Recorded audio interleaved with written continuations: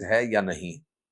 تو میلاد شریف کا مطلب کیا ہے؟ ذکر رسول صلی اللہ علیہ وآلہ وسلم، رسول اکرم صلی اللہ علیہ وسلم کا ذکر ہوتا ہے، اور پورا سال ہر سال ہی جو مسلمان ہیں وہ مناتے ہیں۔ لیکن جو ہے جو ربیع النور شریف کا مہینہ آتا ہے تو اس میں خصوصیت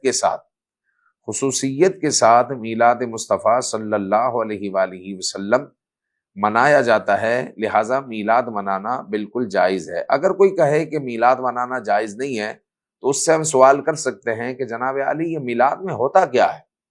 تو یقیناً وہ کہے گا کہ میلاد مصطفیٰ صلی اللہ علیہ وآلہ وسلم کی محفل میں ذکر مصطفیٰ صلی اللہ علیہ وسلم ہوتا ہے، اور کیا ہوتا ہے؟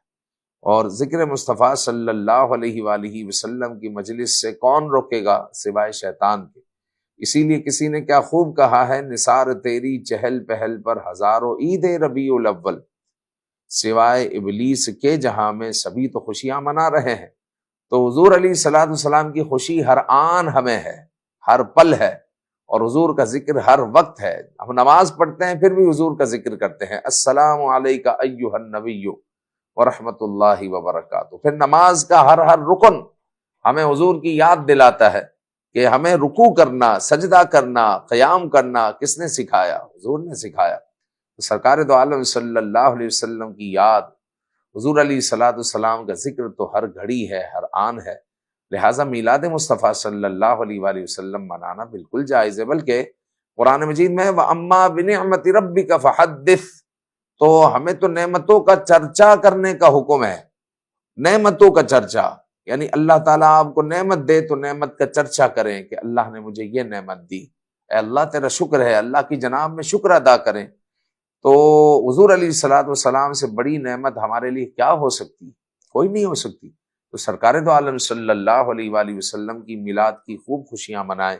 بلکہ جو ہے ابو لہب نے محمد بن عبداللہ کی خوشی منائی تھی کہ جب جو ہے صہیبہ نے آ کر کہا تھا کہ آپ کے بھائی کے گھر پر، عبداللہ کے گھر پر بیٹا پیدا ہوا ہے، تو ابو لہب نے صہیبہ کو اپنی انگلی کے اشارے سے آزاد کر دیا تھا۔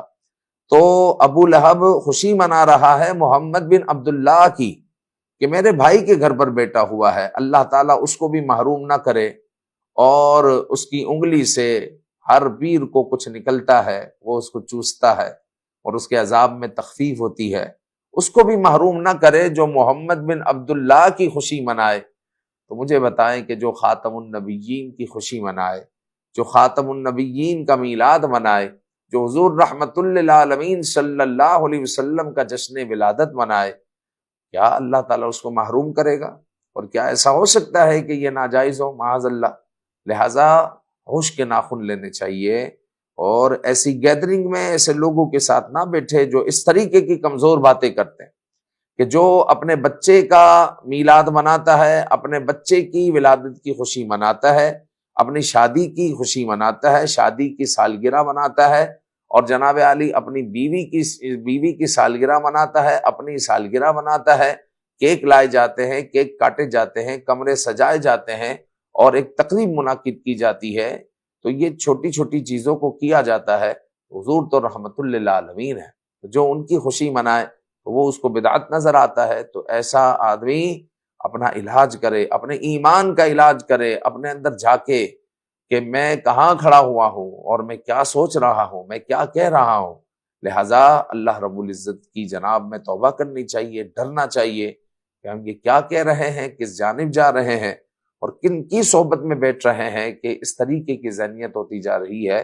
لہٰذا میلاد پاک صلی اللہ علیہ وسلم خوب جوش و خروش سے منائے، سرکار دو عالم صلی اللہ علیہ وسلم کی میلاد کی خوشی خوب منائے۔